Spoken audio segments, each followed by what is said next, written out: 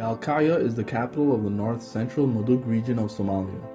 The district is now divided into two political zones, the northern zone, which is governed by the Puntland state of Somalia, and the southern zone, which is governed by the Galmudug administration. Disputed land in the city has created tensions over its control.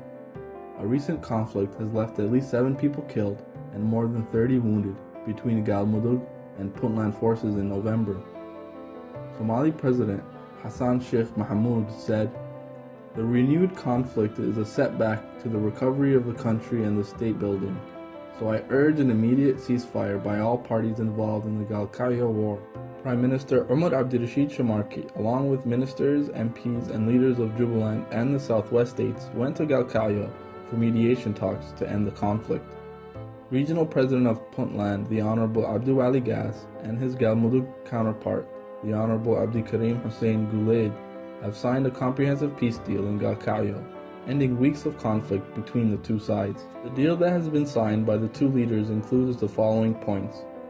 Both states agreed to disperse the forces from the war front, implement an unconditional ceasefire, as well as facilitate the return of all those who were displaced by the conflict.